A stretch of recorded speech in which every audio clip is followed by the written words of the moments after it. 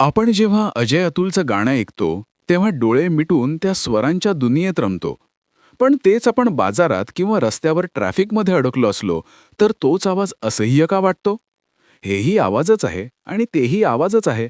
मग फरक नेमका काय? तर चला मग जाणून घेऊयात या प्रश्नांची शास्त्रीय उत्तरं आजच्या या MPSC प्रोफेसर्सच्या क्लासरूममध्ये. चला तर मग आजच्या विषयाची सुरुवात करूया.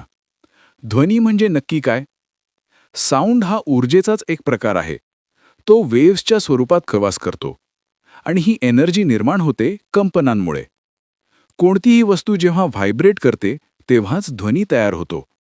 पण थांबा, या वेव्हज पाण्यावर दिसणाऱ्या लाटांसारख्या नाहीत आणि साऊंड वेव्हज या अनुदैर्घ्य म्हणजे लॉन्जिट्युडिनल असतात. पण त्याआधी आपण वेव्हज काय असते त्याबद्दल जाणून घेऊया.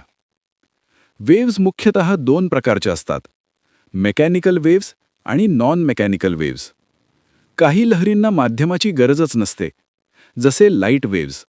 त्यांना नॉन मेकॅनिकल वेव्हज म्हणतात. तर काही लहरींना प्रवासासाठी माध्यम लागतं. त्यांना मेकॅनिकल वेव्हज म्हणतात. आणि लक्षात ठेवा, मेकॅनिकल वेव्हजचे दोन प्रकार पडतात. पहिला प्रकार, ज्या लहरी साऊंडच्या परपेंडिक्युलर दिशेने हलतात त्यांना ट्रान्सव्हर्स वेव्हज म्हणतात. उदाहरणार्थ, पाण्याच्या पृष्ठभागावर तयार होणाऱ्या लाटा. लाट पुढे सरकते, पण पाण्याचे कण वर खाली हलतात. आणि दुसरा प्रकार म्हणजे अणुदैर्घ्य अर्थात लॉन्जिट्युडिनल वेव्हज म्हणतात.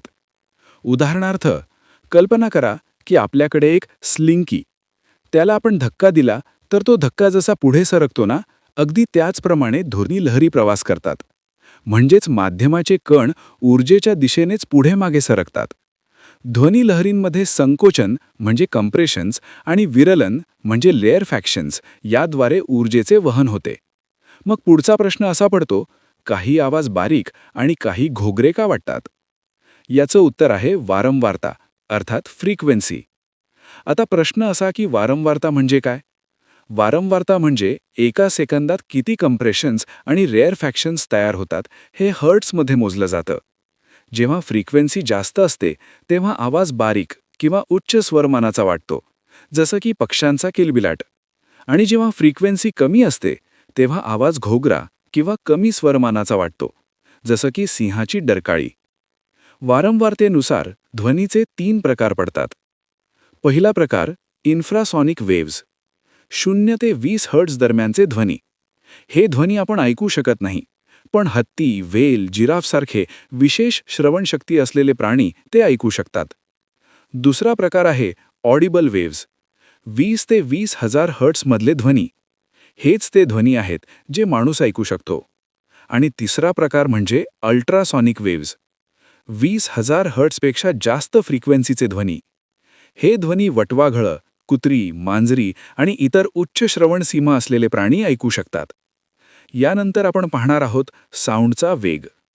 साऊंड ज्या माध्यमातून प्रवास करतो त्यावर त्याचा वेग पूर्णपणे अवलंबून असतो. साऊंड हवेपेक्षा पाण्यात आणि पाण्यापेक्षा पोलादात कितीतरी पटीने जास्त वेगाने जातो. कारण काय? लिक्विड आणि सॉलिड पदार्थात कण एकमेकांच्या खूप जवळ असतात, म्हणून कंपनं पटकन पुढे सरकतात. आणखी एक महत्त्वाची गोष्ट लक्षात ठेवा. साऊंड वेव्ह जेव्हा एका माध्यमातून दुसऱ्या माध्यमात जाते तेव्हा फ्रिक्वेन्सी बदलत नाही, कारण फ्रिक्वेन्सी ही सोर्सवर अवलंबून असते.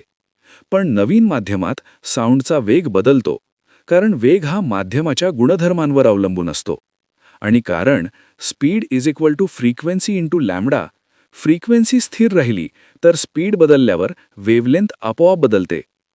यासोबतच टेम्परेचरचा देखील परिणाम होतो. हवेचं टेम्परेचर जसजसं वाढतं तसतसा साऊंडचा वेगही वाढतो. खरं तर हवेचं टेम्परेचर प्रत्येक 1 अंश सेल्सिअसने वाढलं की साऊंडचा वेग सुमारे 0.61 मीटर पर सेकंडने वाढतो. आता प्रेशरबद्दल बोलायचं झालं तर सामान्य परिस्थितीत प्रेशर बदलला तरी साऊंडचा वेगावर लक्षणीय परिणाम होत नाही. आणि आता पुढचा महत्त्वाचा मुद्दा, साऊंडचे कॅरेक्टरिस्टिक्स. पहिलं कॅरेक्टरिस्टिक आहे इंटेन्सिटी, म्हणजेच साऊंड किती मोठा वाटतो. इंटेन्सिटी मोजली जाते डेसिबलमध्ये. गाण्यात इंटेन्सिटी नियंत्रित असते, फ्रिक्वेन्सी सुसंगत असते, म्हणून मेंदूला तो आवाज सुखकर वाटतो.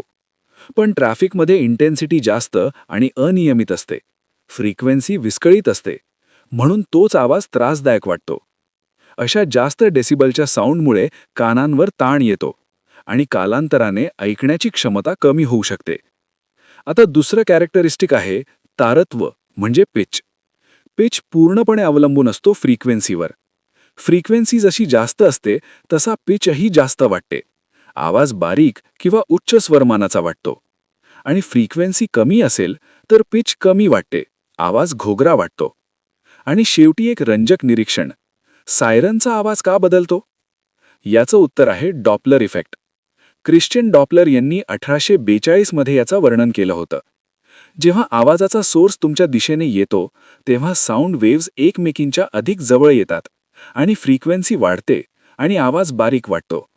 पण तीच गाडी तुमच्यापासून दूर जाते तेव्हा साऊंड वेव्स ताणल्या जातात, फ्रिक्वेन्सी कमी होते आणि आवाज हळूहळू घोगरा वाटायला लागतो.